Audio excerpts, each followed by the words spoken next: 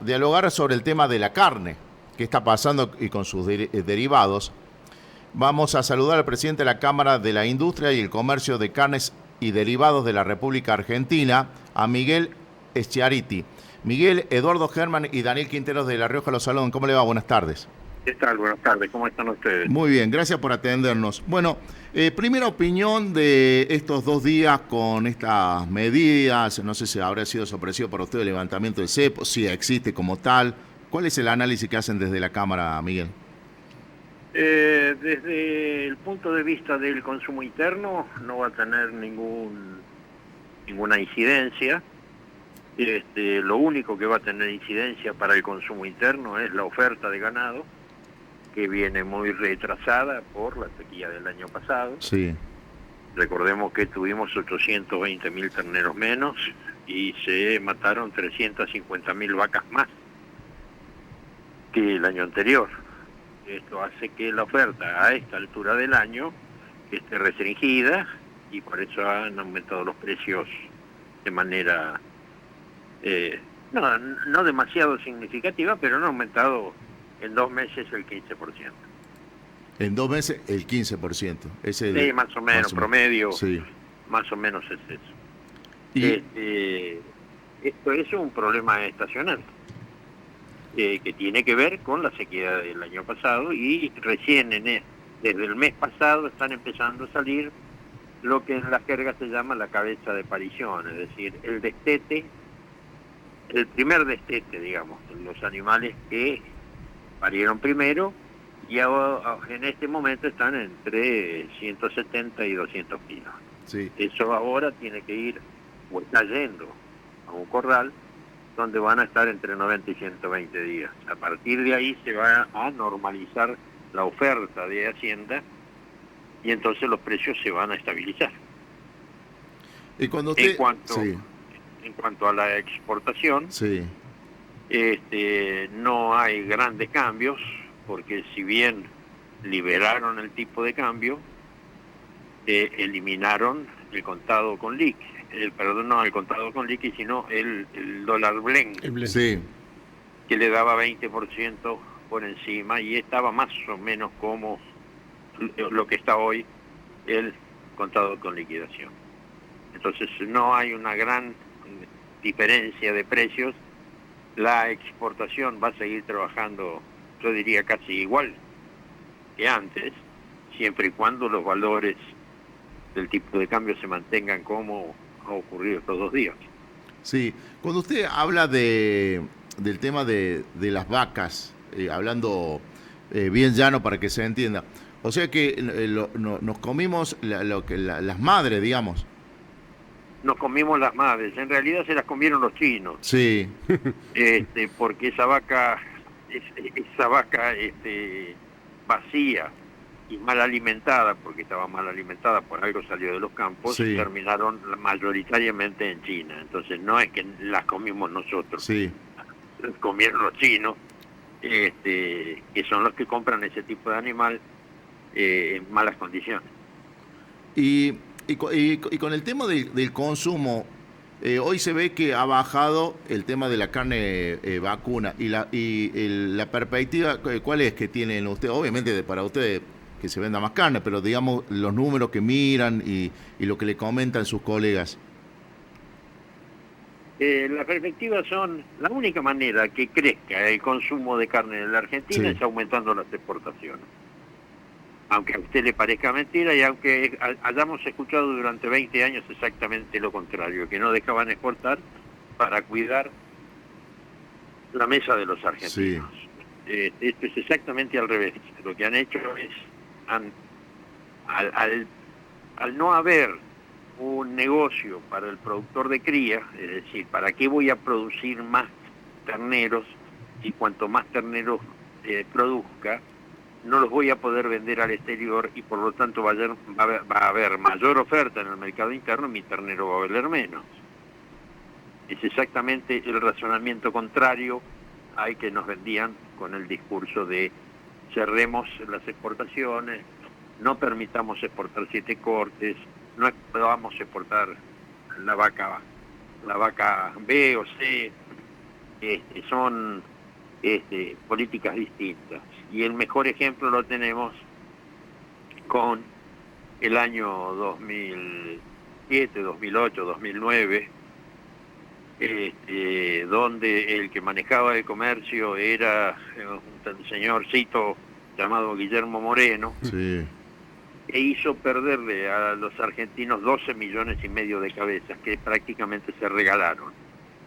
De esos 12 millones y medio de cabezas, desde el 2009, si bien es cierto que en el 2009 hubo una fuerte sequía que aceleró el proceso de achicamiento del stock, los argentinos hemos recuperado nada más que 4 millones, es decir, desde el 2009 a hoy, 15 años después, hemos recuperado nada más que 4 millones de cabezas, es decir, el 30% de todas las vacas, el stock vacuno que se faenó gracias a una política absolutamente equivocada, por sostener la misma política. Sí.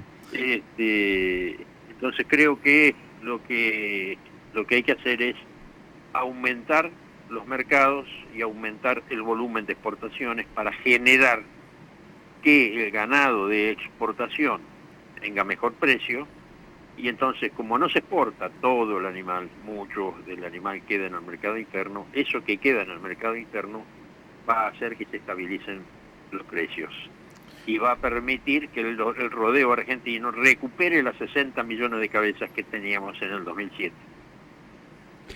Miguel, ¿cómo le va? Ya hemos hablado en otra oportunidad, bueno, este fenómeno mundial de que se come menos carne, ¿no? De una situación. Ahora, usted acaba de decir una frase clave, ¿no? Buscar nuevos mercados. ¿Se está en eso? ¿Se está hablando con el gobierno nacional tratando de buscar mercados alternativos a los tradicionales? Sí, se está en eso. Acaba de la semana pasada, hace 15 días, que abrió Albania, que es un pequeño país. Albania. Albania, sí. Un país del este de Europa. Sí. Que habilitó a todos los frigoríficos que estuvieron habilitados para la Unión Europea.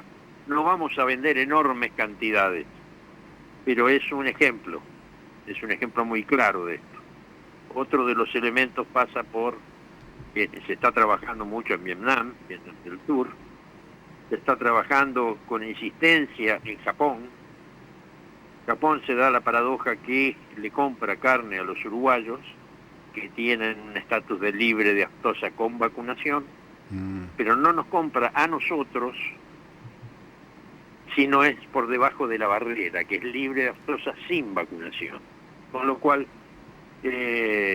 todo, digamos, el 75, el 90% de los productores ganaderos estamos queriendo eliminar ese estatus para la Patagonia para tener el mismo estatus que Uruguay, por ejemplo, y entonces empezar a venderle a un mercado como el japonés, que es un mercado que compra buena carne a buenos valores.